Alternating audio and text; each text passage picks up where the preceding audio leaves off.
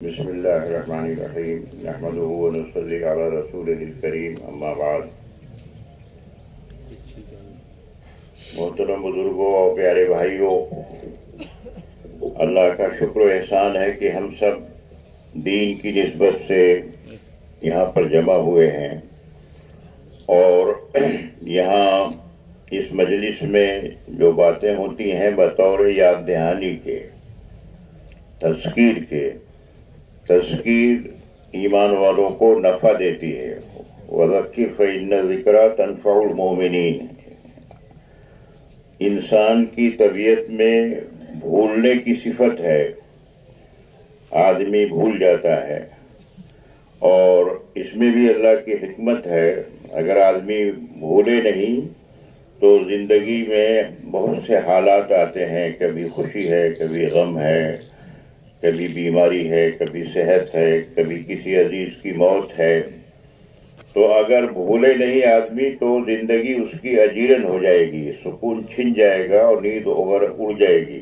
لیکن وقت کے ساتھ ساتھ بڑے سے بڑے غم کو آدمی بھول جاتا ہے۔ یہ اللہ کی حکمت ہے اور مصلحت ہے۔ لیکن یہ بھول جائے آدمی اپنے خالق و مالک کو بھول جائے، جس نے ہمیں پیدا کیا، جس نے ہمیں ساری نعمتیں عطا کی، اس کو بھول جائے اور اپنی زندگی کے مقصد کو بھول جائے تو یہ بہت بڑے خسارے کی چیز ہے۔ کوئی بھی چیز ہوتی ہے جس مقصد کے لیے بنائی جاتی ہے، اگر وہ مقصد فوت ہو جائے تو وہ بے قیمت ہو جاتی ہے۔ دنیا میں بھی ہم دیکھتے ہیں، آدمی باغ لگاتا ہے، درخت لگاتا ہے، آم کے، سیب کے، تو مقصد ہوتا ہے اس سے پھل حاصل کرنا۔ جب تک وہ باغ پھل دیتا رہتا ہے، درخت پھل دیتا ہے، تو اس کا مالک اس کو دیکھ کر خوش ہوتا ہے، اس کی رکھوالی کرتا ہے، اس کی نگہبانی کرتا ہے، اس میں کھاد پانی لگاتا ہے۔ لیکن اگر اسی باغ میں اگر چند درخت سوکھ جائیں تو مقصد ختم ہو جاتا ہے اس کا۔ اب اس کو دیکھ کر جو ہے اس کو الجھن پیدا ہوگی اور اس کو آدمی جڑ سے وہاں سے نکلوائے گا کہ بھائی اس کو کاٹو، اس کو دوسرا درخت لگاؤ۔ ہوتا نہیں ہوتا۔ آدمی جانور پالتا ہے دودھ کے لیے، گوشت کے لیے، جب تک جانور دودھ دیتا رہتا ہے، گائے ہے، بکری ہے، بھینس ہے، سب، تو آدمی اس کو چارہ کھلاتا ہے، اس کی ہر طرح سے خیر خبر رکھتا ہے۔ لیکن اگر وہ مقصد فوت ہو جائے تو اس کو ذبح کر دیا جاتا ہے، فروخت کر دیا جاتا ہے۔ انسان کو اللہ تعالیٰ نے اپنی عبادت کے لیے پیدا کیا ہے۔ وَمَا خَلَقْتُ الْجِنَّ وَالْإِنسَ إِلَّا لِيَعْبُدُونَ۔ علماء کرام فرماتے ہیں کہ اللہ کی معرفت حاصل کرنا، اللہ کو پہچان کر پھر اللہ کی بندگی کرنا۔ ہم اللہ کے بندے ہیں، یہ ہماری زندگی کا مقصد ہے، اللہ کے بندے ہونے کی وجہ سے۔ دوسرے، ہم پیارے نبی صلی اللہ علیہ وسلم کے امتی ہیں، ہم نے کلمہ پڑھا ہے، لا الہ الا اللہ محمد رسول اللہ۔ آپ صلی اللہ علیہ وسلم خاتم النبیین ہیں۔ آپ کے بعد اب کوئی نبی نہیں آئے گا قیامت تک، یہ ہم سب کا عقیدہ اور ایمان ہے۔ آپ کو اللہ تعالیٰ نے قیامت تک کے لیے نبی بنا کے بھیجا، سارے جہانوں کا نبی، ساری دنیا کے انسانوں کا نبی بنا کے بھیجا اللہ تعالیٰ۔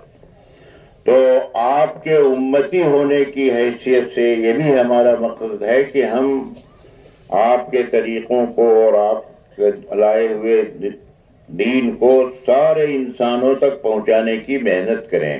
یہ بھی ہمارا مقصد حیات ہے، یعنی اللہ کے بندہ ہونے کی حیثیت سے اس کی بندگی کرنا اور اللہ کے یقین کو اپنے دل کے اندر اتارنا، اللہ کی بڑائی اپنے اندر بٹھانا، اس کی ذات پر، اس کی صفات پر، اس پر سب پر ایمان لانا، اور پھر اس کے احکامات کو بجا لانا، اسی بندگی کا یہ مقصد ہے زندگی کا۔ اور دوسرے، دین کی مدد کرنا، اللہ کے بندوں کو اللہ کی طرف بلانا۔ کوئی نبی نہیں آئے گا، یہ دوسرا مقصد حیات ہے۔ کامیابی حاصل کرنے کے لیے سب سے پہلی چیز ہے کہ آدمی کے سامنے اس کے مقصد ہو. آپ سب ماشاءاللہ نوجوان ہیں اور طالب علم ہیں، اسٹوڈنٹس ہیں. ہم کو بھی اللہ تعالیٰ نے زمانے طالب علمی میں لگا دیا. تقریباً 50 سال پہلے ہی ہائی اسکول کر کے آئے یونیورسٹی میں، تو اس کو 15-16 سال کی عمر ہوگی. تو سن 71 ہی میں ہم نے وقت لگایا. الحمدللہ 1 مہینے سے زیادہ 30-35 دن چھٹی تھی اس کے بعد.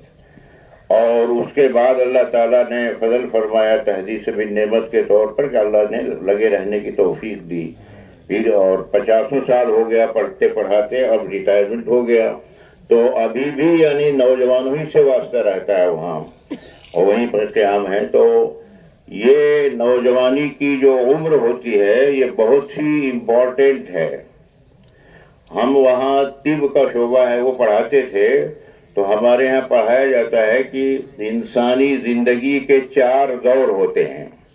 بچہ پیدا ہوتا ہے تو ایک تو بچپن کا زمانہ ہوتا ہے، سینے نمو کہا جاتا ہے. سین کہتے ہیں عمر کو، یعنی اس میں نشو نما ہوتا ہے، بڑھتا ہے. وہ 14-15 سال کی عمر تک ہوتا ہے بچپن کا زمانہ. یہ بھی بہت ہی امپورٹنٹ ہوتا ہے. اگر بچے کو اگر اچھا ماحول ملا اس کو، گھر میں، اسکول میں، مدرسے میں، جہاں بھی اچھی صحبت ملی تو وہ اچھا بن جائے گا. اسی کے اعتبار سے وہ ڈھل جائے گا. جتنی بڑی بڑی شخصیات آپ دیکھیں گے تاریخ میں، تو ان کے بچپن کا ایک کتاب ہے بڑوں کا بچپن، تو اس میں آپ دیکھیں تو ان کی تربیت میں سب سے زیادہ ماں کا اور گھر کا ماحول کا اثر ہوتا ہے، خاص طور سے ماں کا. اگر ماں دیندار ہے تو بچہ دیندار ہوگا. جتنی شروع سے ہم اپنی ہسٹری پڑھیں تو یہ بچپن کا زمانہ جو ہے بہت ہی امپورٹنٹ ہوتا ہے. اگر اس میں کہ کس ماحول میں آدمی اپنا زندگی گزارتا ہے. گھر کا ماحول اگر دینداری کا ہے، اور اسکول جہاں پڑھتا ہے استاد اگر اس کے دیندار ہیں، اس کے دوست احباب اگر دیندار ہیں تو اچھا. کہتے ہیں صحبت صالح ترا صالح کنا، اچھی صحبت میں رہے گا تو اچھا بن جائے گا. یہ فضائل اعمال کی جو کتاب لکھی ہے حضرت مولانا زکریا صاحب رحمۃ اللہ علیہ نے، ہم نے جو دیکھا ان کو بہت سالوں سے دیکھا، اور ان کا سہارنپور میں ان کی زیارت کی ماشاءاللہ. تو ان کے والد صاحب تھے مولانا یحییٰ صاحب، بہت بڑے بزرگ تھے. اور ظاہر کیسی تربیت کی انہوں نے، آپ بیتی میں حضرت شیخ نے لکھا ہے. تو وہ سبق پڑھاتے تھے اور قرآن بھی پڑھتے رہتے تھے. اور کتابوں کا ایک لکھا ہے کہ ایک وقت میں 3 کام کرتے تھے اپنا، جو ایسا اللہ نے ان کے وقت میں برکت دی تھی. تو وہ حضرت شیخ رحمۃ اللہ علیہ نے لکھا ہے کہ ہمارے والد صاحب سبق میں بار بار اس چیز کو طلبہ کو کہتے تھے. یہ کہتے تھے کہ دیکھو، اگر کوئی چاہے جتنا ذہین طالب علم ہو اور چاہے جتنے اچھے خاندان سے تعلق رکھنے والا ہو، اگر اس کی صحبت غلط ہو گئی، اگر اس کے دوست غلط ہو گئے تو وہ ہلاک ہو جائے گا، کسی کام کا نہیں رہے گا. تو یہ فرماتے تھے کہ یہ جو بچپن کا زمانہ ہے اس میں بہت زیادہ اس کی فکر کرنے کی چیز ہے. اول تو دوستی کی میں زیادہ چکر میں پڑھنا نہیں چاہیے، اپنے کام سے کام، پڑھائی پر توجہ دینا چاہیے. تو وہ فرماتے تھے کہ اگر کن ذہن طالب علم ہو، غریب گھرانے کا ہو، لیکن اگر اس میں یار باشی کا مرض نہیں ہے، دوستی بنانا، وقت ضائع کرنا، اور اگر اس میں محنت کرنے کا جوہر ہے، محنتی ہے وہ، اور اس کی زندگی میں ادب ہے، استاد کا ادب ہے، ماں باپ کا ادب ہے، اور وہ محنت میں لگا ہوا ہو، تو وہ چاہے کم غریب گھرانے کا بچہ ہو، چاہے وہ زیادہ انٹیلیجنٹ نہ ہو، وہ کام کا بن جائے گا. اللہ تعالیٰ اس کو قبول فرما لیں گے. تو یہ حضرت نے لکھا ہے کہ بار بار ہمارے والد صاحب اس کی طرف متوجہ کیا کرتے تھے. ہم نے تو دیکھا اپنے علی گڑھ میں کتنی مثالیں اس کی دیکھی کہ علماء کے گھرانے کے بچے یا بہت اچھے خاندان کے بچے، معلوم ہوا کہ وہ ان کے دوست کچھ ایسے الٹے سیدھے ہو گئے خود تو ڈوبے ہیں صنم، تم کو بھی لے ڈوبیں گے، وہ دوست لے کے ڈوب جاتے ہیں۔ تو اس لیے یہ زمانہ بہت ہی قیمتی ہوتا ہے۔ دوسرے کہتے ہیں زمانہ شباب، جس عمر میں آپ لوگ ہیں 15 سال سے لے کے 30-35 سال تک کا زمانہ، اس کو کہتے ہیں سن شباب، جوانی کا زمانہ۔ یہ جوانی خود اللہ تعالیٰ کی ایک بڑی نعمت ہے اور اسی پر سارا دار و مدار ہے۔ اگر یہ عمر اگر صحیح طریقے سے اگر آدمی نے اس میں محنت کر لی اور صحیح اس کو کوئی رہبر مل گئے اور صحیح مشیر کار مل گئے اور اس نے اپنے وقت کی حفاظت کی تو اس کی دنیا بھی بن جائے گی، اس کی آخرت بھی بن جائے گی۔ اسی لیے جوانی بتایا گیا کہ اس کا الگ سے ایک حساب ہوگا۔ 5 سوال جو میدان حشر میں ہوں گے، اس میں ایک سوال یہ بھی ہوگا کہ جوانی کہاں خرچ کی، اور یہ فضیلت بتائی گئی کہ وہ جوان جس کی جوانی عبادت میں گزری ہو اللہ کے عرش کے سائے میں ہوگا، یہ فضیلت ہے اتنا جو اس طریقے سے۔ تو اس لیے یہ ہے اس کی قدر، اور یہ بتایا گیا ایک حدیث شریف کا مفہوم ہے کہ 2 نعمتیں ایسی ہیں جس کی اکثر لوگ قدر نہیں کرتے اور خسارے میں رہتے ہیں۔ ایک صحت اور دوسری فرصت۔ صحت اور فرصت، جوانی میں دونوں چیزیں ہوتی ہیں، صحت بھی عام طور سے صحت ہے نا، اور اللہ ماشاء اللہ، ورنہ جوانی ظاہر جوانی پر ساری قوتیں پیک پہ ہوتی ہیں اور فرصت بھی ہوتی ہے۔ اگر ان 2 نعمتوں کی اگر قدر کر لی آدمی نے تو وہ کامیاب ہوگا، یہاں بھی اور آخرت میں بھی کامیاب ہوگا۔ اور یہ بتایا کہ 5 چیزوں کو 5 چیزوں سے پہلے غنیمت سمجھنا چاہیے۔ اس میں یہ بتایا گیا کہ جوانی کو بڑھاپا آنے سے پہلے غنیمت سمجھنا چاہیے۔ اور بڑھاپا ایک خود کہتے ہیں کہ بڑھاپا خود بہت ساری بیماریوں کا مجموعہ تھا۔ ایک لطیفے کے طور پر ایک صاحب نے لکھا ہے کہ ایک حکیم صاحب تھے، ایک بزرگ تھے، بہت کافی عمر ہو گئی تھی ان کے بڑھاپے میں۔ تو بڑھاپے میں بہت سے امراض ہوتے ہیں، جیسے آنکھوں میں موتیابین ہو جاتا ہے، کیٹریکٹ ہو جاتا ہے، اور اسی طریقے سے نیند کم ہو جاتی ہے، خشکی ہو جاتی ہے، ہاضمہ خراب ہو جاتا ہے، قبض ہو جاتا ہے۔ وہ جا کر کے حکیم صاحب کو سب چیزیں بتانے لگے کہ حکیم صاحب جو ہے بھوک نہیں لگتی اور قبض ہے تو رڑکائی بڑھاپے کی وجہ سے ہے۔ پھر انہوں نے کہا کہ نیند نہیں آتی تو کہا یہ بھی بڑھاپے کی وجہ سے ہے۔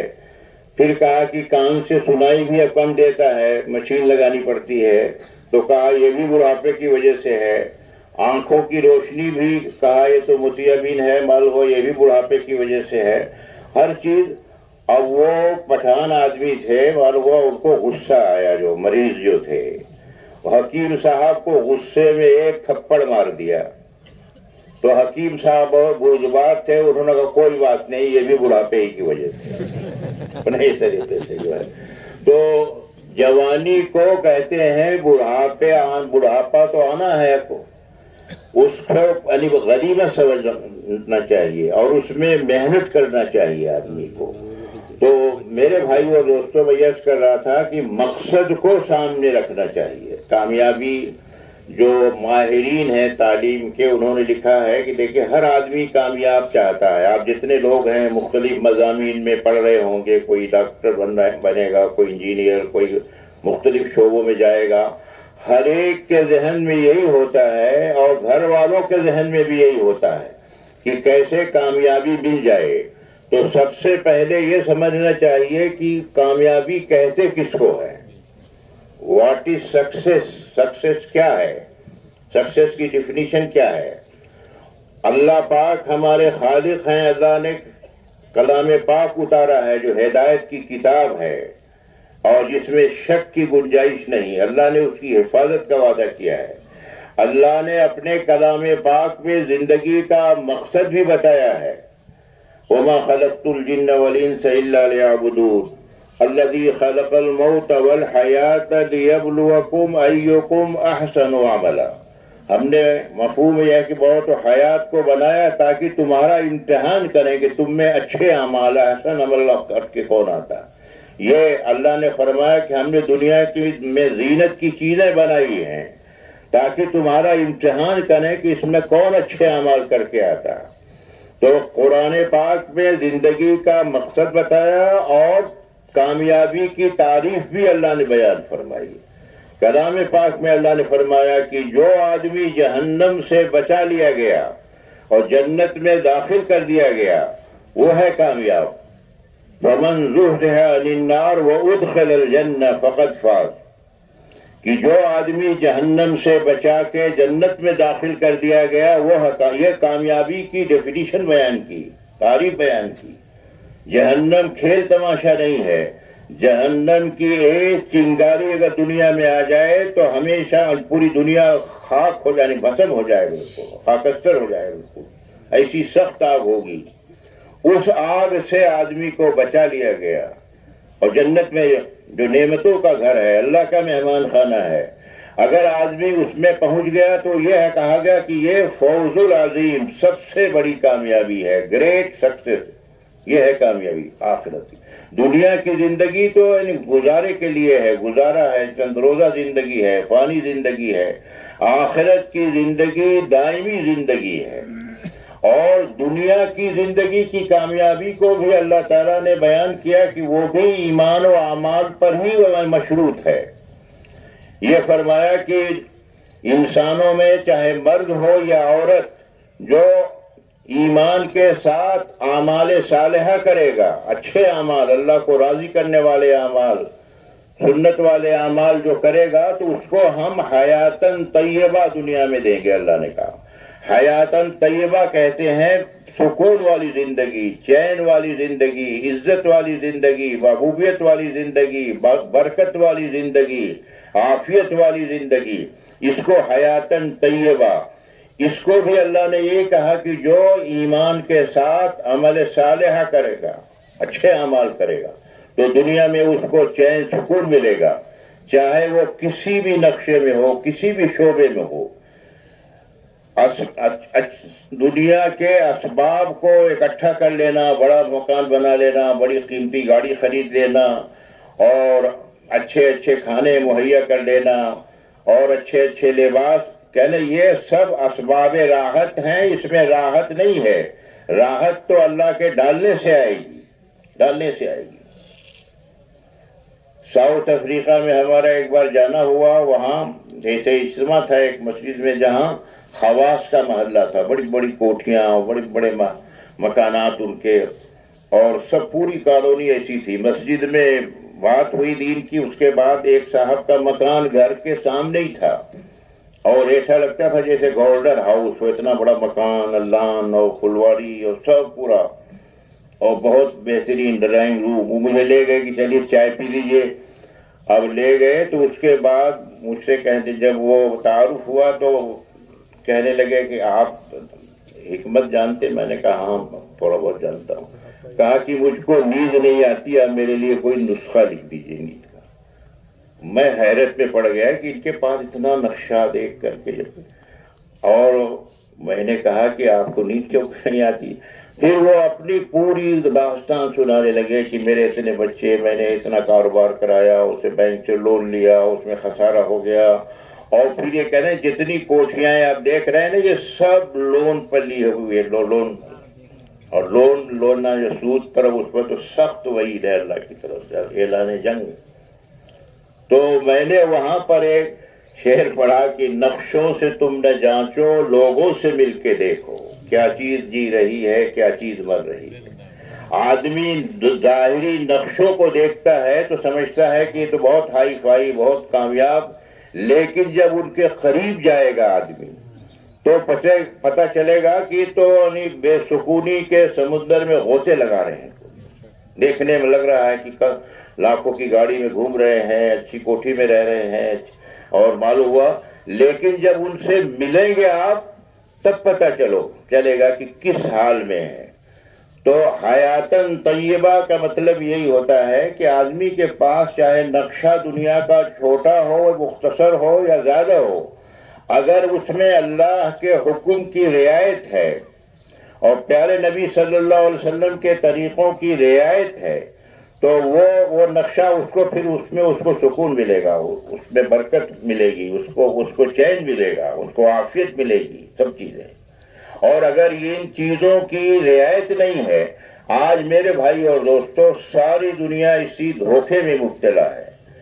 آدمی سمجھتا ہے کہ مال کو حاصل کرنے اور مال سے ہی سارے نقشے بنتے ہیں۔ اب وہ مال چاہے حلال طریقے سے آئے چاہے حرام طریقے سے آئے، اس کی بہت کم لوگ رعایت کرتے ہیں، اور نتیجہ یہ ہوتا ہے کہ جب اللہ کے حکموں کی رعایت نہیں ہوتی تو نقشہ تو مل جاتا ہے، مقدر میں جو دنیا ہے مل جاتی ہے، لیکن چین و سکون چھن جاتا ہے، آدمی کا چھن جائے گا بالکل اس طریقے سے۔ تو اس لیے کہا جاتا ہے کہ اپنی زندگی کو ایمان و اعمال سے آراستہ کریں، اسی سے آدمی جہنم سے بچے گا اور اسی سے دنیا میں بھی اس کو حیاتاً طیبہ ملے گی۔ اسی کی یہ دعوت ہے، دین کی محنت جو ہے۔ اسی لیے ہمارے یہاں یہ نہیں کہ ہم کسی نقشے کو چھوڑ دیں۔ طلباء سے کہا جاتا ہے، ہمارے یہاں ہم لوگ تو طلباء سے ظاہر مستقل، ہمارے یہاں تو یہ طلباء کو ہم لوگ بہت ترغیب دیتے کہ اپنی پڑھائی میں خوب محنت کرو اور طلباء سے نمایاں رہو، اور محنت کر کے اپنے وقت ضائع نہ کرو، اور اپنے کلاس میں اپنے سبجیکٹ میں اپنے ماہر بنو۔ حضرت جی کے پاس بھی جو مولانا یوسف صاحب کے زمانے میں طلباء کی جماعت گئی تو مولانا یوسف صاحب رحمۃ اللہ علیہ نے بہت خاطر مدارات کی، اور ان سے بہت حکمت سے، پیار سے اور شفقت سے یہ فرمایا کہ پیارے بچوں، تم اپنی تفریح کو تبلیغ بنا لو۔ جتنا ہر وقت کوئی بچہ نہیں پڑھتا، اس کو تھوڑا چینج چاہیے۔ اسی دیکھیے ویکیشن ہوتی ہے، سمر ویکیشن، ونٹر ویکیشن، پھر کہیں 5 days جو ہے پڑھائی ہوتی ہے، 2 دن چھٹی ہوتی ہے، تاکہ آدمی پھر سکون سے پڑھ سکے۔ حضرت نے فرمایا کہ جو دوسرے بچے اپنا تفریح میں وقت گزارتے ہیں اتنا تم تبلیغ میں دے دو۔ اس لیے ہمارے ہاں شروع ہی سے اس کی رعایت کی گئی کہ چھٹیوں ہی میں لڑکوں کا وقت لگواتے ہیں۔ چنانچہ ہمارے ہاں جتنے اکثر ٹاپ کرنے والے لڑکے جماعت میں لگے ہوئے، پوزیشن لانے والے، ٹاپ کرنے والے اپنے، ہم جب گئے تو ہمارے جو لوکل گارجین تھے، ہمارے بھائی کے دوست تھے، انہوں نے مٹھائی کھلا کے اور مشورہ دیا کہ دیکھو یہ جماعت والے آئیں گے، یعنی سن 70 کی بات، تو آپ جماعت وغیرہ میں مت جانا، وہ تو برباد کر دیتے ہیں جماعت والے لوگوں۔ تو اب میں ظاہر ہے بچپنے کا زمانہ، پھر وہ ہم نے دیکھا کہ ہمارے ہاسٹل کے جو ذمہ دار تھے، انجینئرنگ کے اسٹوڈنٹ تھے، انہوں نے پوری انجینئرنگ فیکلٹی ٹاپ کیا الیکٹریکل میں، اور ان کو ایم ٹیک کرتے ہی وہیں ملازمت میں لگے، اسسٹنٹ پروفیسر ہو گئے، اور پی ایچ ڈی کے لیے ان کو آکسفورڈ یونیورسٹی سے اسکالرشپ ملا، جو چند لوگوں کو ملتا پورے ملک سے۔ تو میں نے سوچا کہ اگر اس میں ناکام برباد ہوتا تو یہ ٹاپ کیوں کرتے۔ اور چنانچہ جب گئے اور وہاں دیکھا، تعلیم کے حلقے میں بیٹھے اور 24 گھنٹے گزارا، تو بہت ہی اچھا، ماشاءاللہ ان کی تو بہت اچھا کام کرنے کا۔ پھر اپنے کلاس میں ہم لوگوں نے محنت کی، 50 کا بیچ تھا ہمارا، 12 اسٹوڈنٹ جو ہے وہ کام میں اللہ نے لگا دیے۔ اور جب گریجویشن کیا جو یونانی طب میں، تو پورے 4 مہینے کی جماعت بنی سن 78 میں، پہلی جماعت ایک ہی کلاس سے اللہ نے بنوائی 4 مہینے اس طریقے سے۔ تو اس میں ہمارے یہاں تو طلباء سے یہ کہا جاتا ہے کہ اپنے چھٹی کے اوقات اس کو اگر اس میں لگائیں گے تو پڑھائی پر بھی کوئی اثر نہیں پڑے گا، بلکہ پڑھائی میں 4 چاند لگ جائے گا۔ میں تو ابھی ہاسٹلوں میں جاتا رہتا ہوں، وہاں بہت ہزاروں لڑکے رہتے ہیں، تو بات کرنے کے بعد میں ان سے کہتا ہوں کہ تم میں جو پوزیشن لانے والے بچے ہوں، پوزیشن لانے والے، اور وہ میرے پاس آئیں تو ان کو میں گفٹ دیا کرتا ہوں۔ کسی کو کوئی کتاب دے دی اصول صحت کی، کسی کو کوئی وہ دے دیا مقوی دماغ، کوئی دوا ہوتی ہے وہ دے دی، اپریشیشن کے لیے۔ کہتے ہیں ہمت افزائی سے، حوصلہ افزائی سے کام کرنے کا حوصلہ بڑھتا ہے، حوصلہ بڑھتا ہے اس طریقے سے۔ تو ہمارے یہاں یہ نہیں کہا جاتا کہ ہم پڑھائی میں یا اپنا پیچھے رہیں کسی کے، بلکہ ہمارے ہاں تو ترغیب دی جاتی ہے کہ اپنے وقت کو ضائع نہ کریں، اپنے سبجیکٹ میں ماہر بنے. حضرت مولانا علی میاں صاحب رحمۃ اللہ علیہ کو ہم نے دیکھا، علی گڑھ بھی آیا کرتے تھے، بڑا مدرسہ وہاں ندوے میں، تو طلباء سے وہ خطاب کیا کرتے تھے. ہمارے یہاں بھی کالج میں اکثر آتے تھے وہاں علی گڑھ. تو وہ ماشاءاللہ اللہ تعالیٰ مولانا الیاس صاحب کے صحبت یافتہ تھے، عربوں میں اللہ نے ان سے کام لیا. مولانا یہ فرماتے تھے طلباء سے کہ طلباء اگر یہ دو باتیں اپنے اندر پیدا کر لیں، ایک تو اختصاص، آج کل تو اردو آتی نہیں ہے، اختصاص کہتے ہیں سپر اسپیشلٹی، کسی بھی لائن میں وہ اسپیشلسٹ بن جائے، ماہر بن جائے. اور اخلاص، اختصاص اور اخلاص. اختصاص اسپیشلسٹ تو کوئی بھی بن جائے گا، غیر ایمان والا بھی بن جائے گا.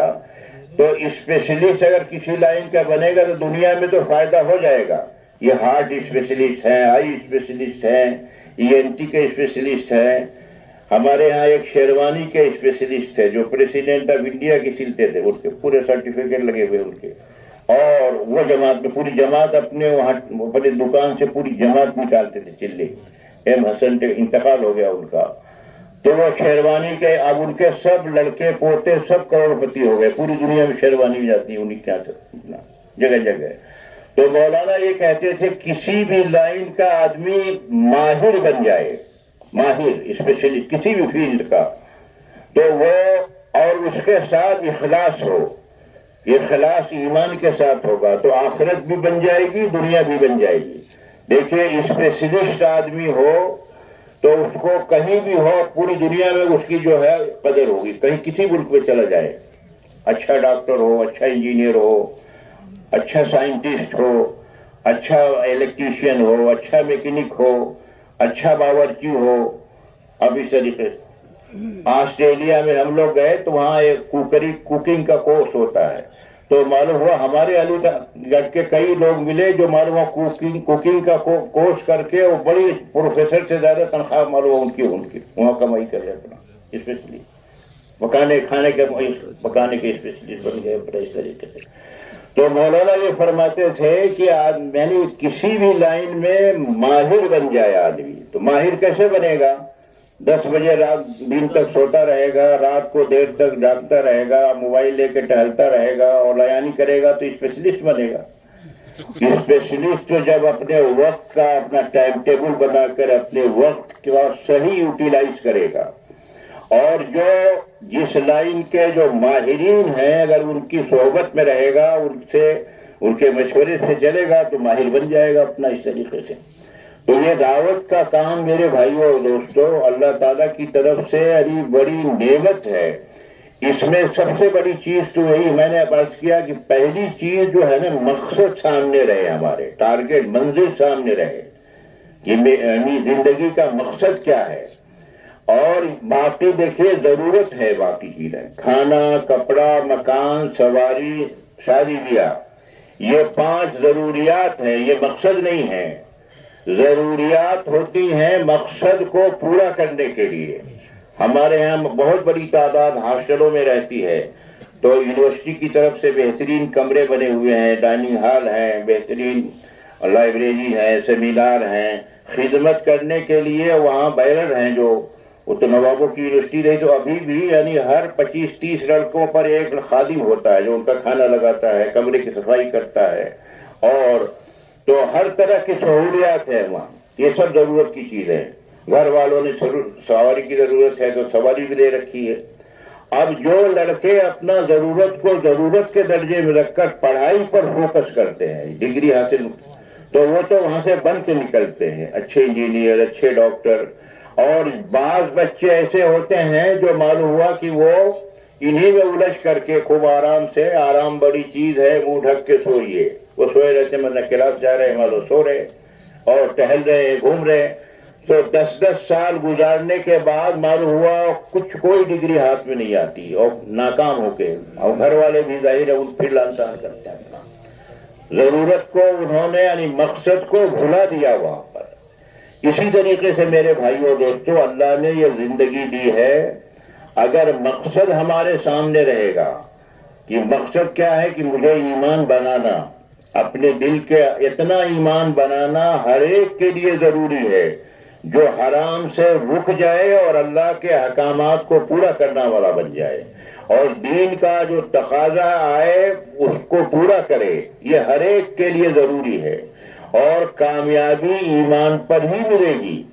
ایمان اگر نہیں ہوگا، دنیا میں کچھ بھی کر لے اگر آدمی، لیکن اگر اس کے اندر ایمان نہیں ہے تو وہ تو سمجھیے کہ بالکل زیرو یعنی فیوز بلب کی طرح سے ہے، کچھ نہیں ہوگا، تو کوئی اس کی ویلیو نہیں ہوگی۔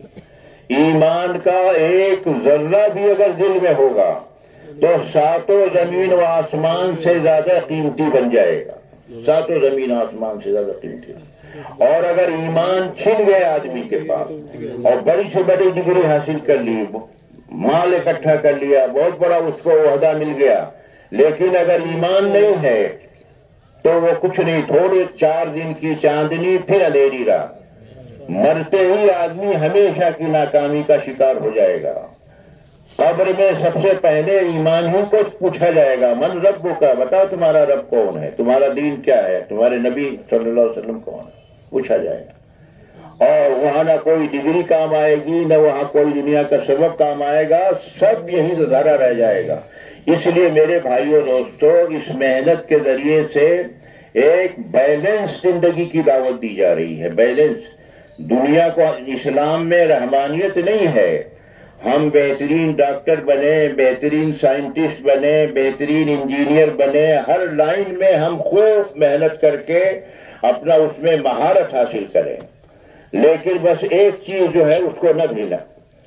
اکبر الہ آبادی ہمارے یہاں بڑے مشہور شاعر گزرے ہیں، وہ کہا کرتے تھے تم شوق سے کالج میں پڑھو، پارک میں گھومو، جائز ہے غباروں میں اڑو، چرخ پر جھولو، بس ایک سخن بندے اکبر کا رہے یاد، اللہ کو اور اپنی حقیقت کو نہ بھولو۔